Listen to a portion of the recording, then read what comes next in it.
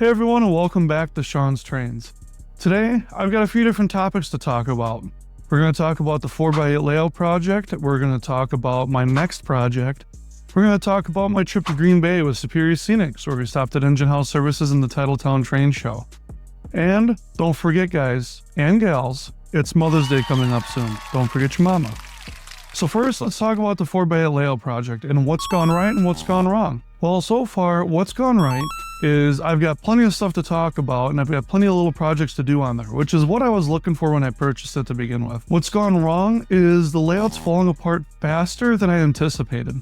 Every time I go to move it, even with help from other people, the layout falls apart a little bit more. So that means I need to spend a little bit more time and a little bit more money fixing it and keeping it from falling apart, so hopefully I can take it to shows and promote different products, different manufacturers, and my YouTube channel. I would like to be able to take it to shows like Green Bay and whatnot, so that I can share this hobby with you guys in person. I got to meet a few of you at Engine House Services, and that was really fun and exciting, and I would love to meet more of you. I'd love to get to more shows further away out of Wisconsin and the Midwest, but I need a layout to do that with. And right now, this layout's not looking good. So, next, we're going to talk about my new shelf layout project. But first, we're going to start by pulling out some of the loose nails and replacing them with screws. Now, a lot of layouts that were built in this time frame, which would be the 1970s, 80s, and 90s, were built with nails because they were affordable, abundant, and easy to use. But the problem is, they do back out. And this layout's been sitting around for quite a while. It's had a lot of time for it to swell and shrink from the humidity, whether it's in the guy's basement or from being outside in the garage, whatever it is. When people put these layouts outside in a storage or in a shed or a garage or even in a basement, the humidity changes, the weather changes, and there's not always something we can do about it. You can have the biggest dehumidifier on the planet, and if your basement gets flooded, it's not a whole lot you can do. And you guys already saw I had to cut off part of the feet or the legs so we could get rid of some of that damage and that mold. So now that the rest of the mold's been remediated, we can go ahead and start working on the layout safely. And I think I'm still gonna wear gloves. There's a lot of nails sticking out. I also need to install the 1x4s underneath to help smooth out the transposition or the gradient, because it was kind of looking like steps in some of those parts. So I've got that. I went to a local lumber yard, and they said, if you can find scrap laying around, as long as it's not a full-length piece, it's yours. Thank you, Blifford Lumber. I really appreciate that. You guys have been awesome. So, let's go get to work on that real quick. So, I'm working on one of the most troublesome parts of this layout so far. It's probably the most troublesome because there's so many nails holding this thing together. That's really all it is. That could be the Achilles heel of this thing. But I'm going to take this nail here. I did one just to test it, and it did split a little bit. So if that keeps happening, that's going to be a problem. But all I'm doing is I need to hammer the wood down a little bit around the nail, so that way the nail pops out because these boards are coming loose. Pull the nail out, grab a few screws, and set it in. And that whole board just split, just like that. I've probably got a good 6 or 7 inch split in this thing from doing that, and that's what I'm concerned about. And if you notice, that thing walked immediately, not going straight. And what's scary is as I pounded the wood around this nail, the nail went in further.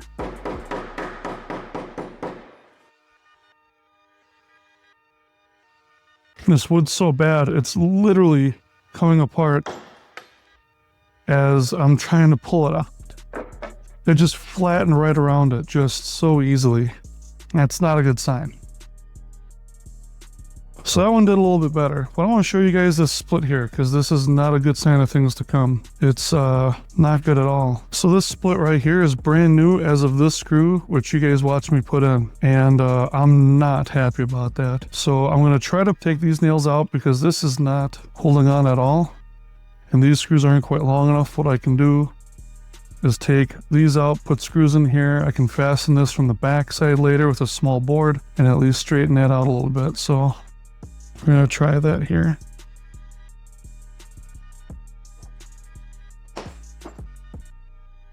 So what is nice is these should go in pretty easily, because the nail that was in there basically created a path for this to follow, so it shouldn't be terribly difficult. However, how easily this, because they use such thin wood up here, it's bending a little bit more than I would like. And this wood's so dry, It's really not handling this well.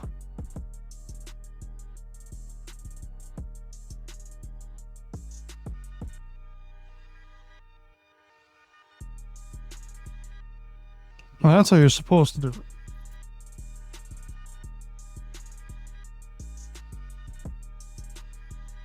So there's 5 screws out of probably close to 100.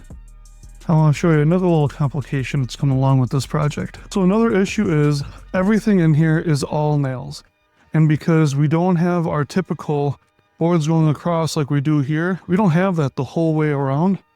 So with all these cross braces and cross members, all this stuff like this is all put in with nails. And it's all slowly working its way out. And it's going to take hours upon hours to pull all these nails and slowly replace them. And the more that this layout gets moved around, the more they come loose. And I don't know if I want to wait around for them to slowly come loose and replace them all. I've got the screws to do it. It's not the most difficult thing, but it's a lot of time I could put in to building a different layout or doing something different with my time, energy, money, and with this. So it's something I'm considering. I did find a couple of brass switches for sale. I did not have the cash to pick them, and they were not accepting card at the time of the show, so I was not able to snag those.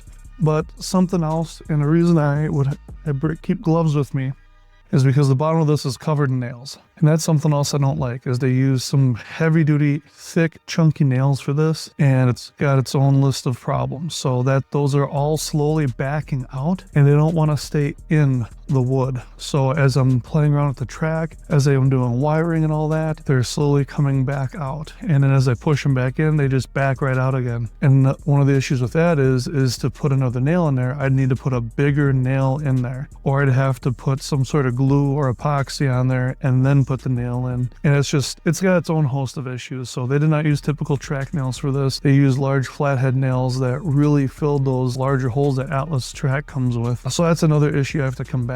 And then again, with the age of the wood, it splits easier. It doesn't like being handled. And with this design, there just is not a lot of strength to it. And this thing really twists a lot. So those are the biggest issues I'm battling right now. And pretty soon here, I'll have to make up my mind if I'm going to keep this and keep going forward with it or not, or cut it up, put it in the dumpster, and do something different. So that's it for this. On to the next thing. The next thing I want to show you guys is my shelf layout plan. This is going to be based on Jones Island or the Port of Milwaukee. This is a section of rail line still in existence today. It has recently been refurbished and updated. The DeLong Company now owns a large structure that handles hundreds of rail cars and is loading ferries, or barges, to ship our grain over to Europe. And there's some really good video online from Fox 6, one of our local news channels, that actually talks about it. If you go over to my former Chicago, Milwaukee, Northwestern Facebook page that's now Shawn's Trains, you can see some of those videos as I share them. So please head on over, check the link down in the description, and join the group. Introduce yourself, share a couple of things about yourself and your models, any new products or exciting products or your favorites that you'd like other people to get to experience. So with this project, this is going to be a 2 by 16 foot layout. So I'm going to take a single sheet of 4 by 8 half-inch plywood, cut it in half, hopefully exactly in half, and build 2 modules that I can operate. The whole plan behind this is I'll get to use more of my equipment, my rolling stock, that I don't get to use very often, as well as all of my locomotives and my proto throttles. If you guys recall, I love my proto throttles, and I have a lot of larger 6-axle locomotives I don't get to use regularly, since I don't make it out to Superior Scenic's layout as much as I'd like to. And they don't always work so well in my small 4x8 loop that I use for testing stuff. This will give me the opportunity to really stretch the legs and enjoy some of my models that are otherwise sitting in boxes. Thankfully, not so many of them are out collecting dust. They're in a display case, or they're over in the white storage boxes that I normally keep stuff in, or in different drawers underneath the layout. I'm really looking forward to getting to use them again, having people over and having operating sessions again, and I think it's just going to be nice to see everything getting used. So, yesterday I was invited by Superior Scenics to ride with them up to Green Bay. We had 2 stops in mind. One was at Engine House Services to deliver some product, and 2 was at the Titletown Train Show. So let's talk about Engine House Services first. They're a shop up in Green Bay lot too far off the interstate that has a huge variety and a ton of models for sale, new and used. I actually had some of my stuff there for sale as well, which I picked up yesterday because some of it hasn't sold. I didn't want it to keep taking up shelf space. I also dropped off some more stuff to be sold and a whole pile of locomotives to be upgraded. So Engine House Services is one of the few full service model train stores that I'm aware of in Wisconsin or the Midwest. I don't go to a lot of places around Illinois just because it's so far.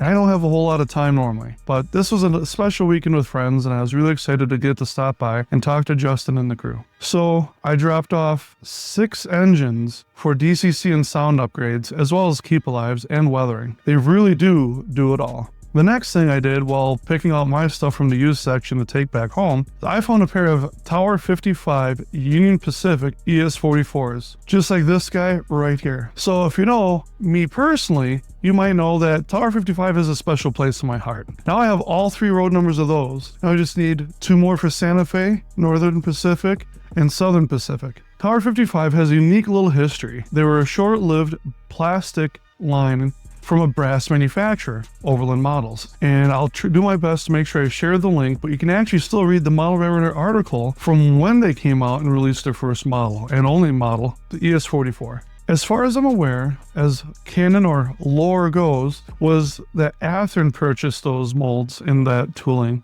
and then ended up retooling them later on for their ES44 models. They also had couple other models that they had announced. I believe one of them was the SD70 ACE, and as far as I know, nothing went anywhere with that. I recently contacted the owner, and there are reasons that they went out of business and closed down. I won't discuss that here, but I thought they were exciting, and I have a very personal story for that. My father ordered this Santa Fe ES44 from Engine House Services many, many years ago when they were released. And because they shut down, they didn't finish all the products that they had announced. So I thought I was very lucky to get that, and that was for Christmas. At that time, my dad had lost his job before the order came in and before he could pay for it. He worked part-time jobs to scrounge up so that he could make sure I got my Christmas present as a kid, which included that ES44 AC and a Broadway Limited 210-4. And that's why that engine means the world to me. And I've always thought Tower 55 was kind of cool. It was basically a brass quality model from a plastic manufacturer. And maybe it didn't have all the details of brass, but it had a lot of detail for a plastic model at the time. However, compared to today's models, they're just not the same. You can pick these engines up for between $80 and $200. I picked up the Southern Pacific for $100 at Madison in 2023. I picked up the Northern Pacific this year in Madison. I picked up the Union Pacific, this guy, I picked him up this year for $80. Now this one's been revamped twice. This one's got a full Loc Sound DCC and new LEDs, and the rest of them will soon get them, including the 2 I picked up, which have been well used and have been updated. There are updated gears from Northwest Shoreline to repair and fix up these locomotives. Now, we're going to go over and compare these locomotives side by side with a modern version of that locomotive, or something pretty close to it, because you know what? $300 back then in like 2006 versus $300 now is a world of difference. So let's go check it out. So one of the things I want to point out about the Tower 55 model, which is seen back here, and model which is up here, and I know these are 2 different engines, but I don't have any other ES44s to show or compare. But one of the biggest differences, and really this is the most significant difference in the technology behind the detail on these, but is going to be in the casting of the parts that would be see-through here versus here. Here, this is actually a metal screen that's installed by the manufacturer as a hand-applied detail at the factory, whereas this is a cast part that is part of the overall shell. And the same thing can be found in the back of the locomotive. We'll take a look at that next. So the next place where you can see the difference, and really again the most significant difference, is going to be in these panels here, which all have brass or etched metal screens versus cast and detail here. And the same can be said for the top for the radiator section. Now, I will say one of the spots where some of the detail does shine out a little bit better is on the back side, where you can see all the hoses and stuff. There's a little bit more attention to detail on the back of the inner model than there is on the Tower 55. By having these 2 next to each other, you can see the Tower 55, for being back in the early 2000s, really does have a lot of detail. Let's take a look from the top and see what they have in common. Now, one thing I do want to point out is that this model is accurate and does represent these locomotives before the arrival of PTC. So this is not really a fair comparison. But if we look further back towards the midsection of the locomotive near the prime mover and the air intake system, you can see that the latches, the rivets, the lift rings, the different placards and labels are all there on both models. In fact, we can look further back and see similar detail for the exhaust. I mean, the exhaust is pretty simple, but you can see the lift rings and the rivets all have about the same amount of lift or presence, I guess would be a better word to compare.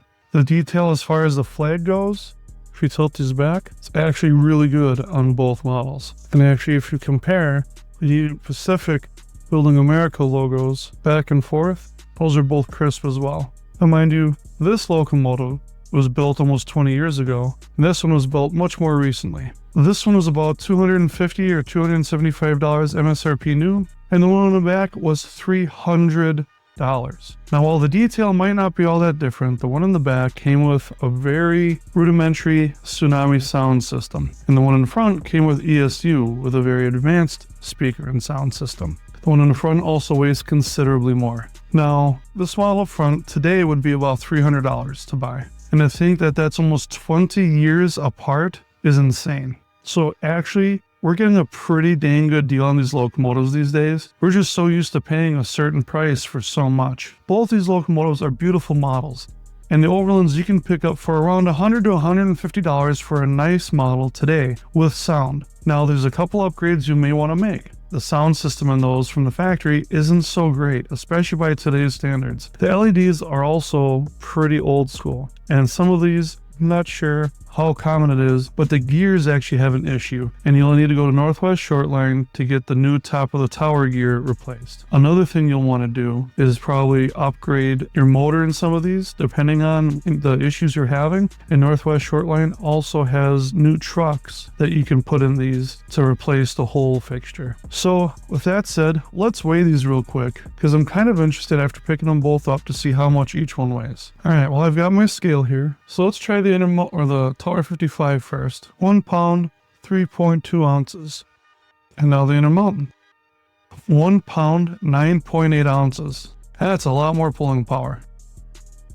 So to think that these two engines are made nearly 20 years apart, and that they both cost, actually this was less expensive than that one was new. And again, today, that would be a $300 engine. So I don't think, after doing this little experiment, that this would be, I'm not going to complain about the cost of locomotives anymore. Let's put it that way. And if you know me, I'm not happy with the way prices are going, and tariffs are not going to improve that. I'll put the link in the description, but there's a great video actually discussing those tariffs in good detail and what model manufacturers and the hobby is trying to do about it. Thanks for watching Shawn's Trains. I had a lot of fun making this video. I usually do enjoy making them. However, the editing is not my strong suit. I get pretty lazy and I use an app called InShot, and it makes it very easy for me to edit and get these videos up online. However, it still takes a fair amount of time, and that's something that's getting tighter and tighter for me as I try to go further in my professional career outside of this hobby. As much fun as model trains is, there just isn't a career for me in it. Not yet, at least. So, while I continue to work on my goals outside of this, I'm starting to hand off certain aspects of this channel to other people.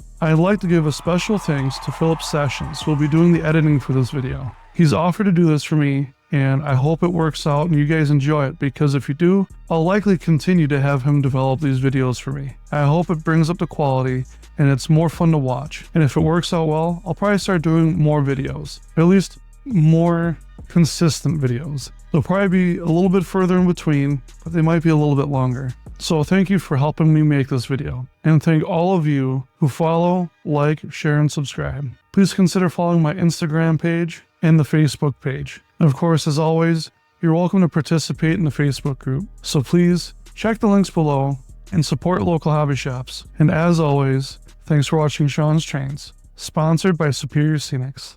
Have a great weekend.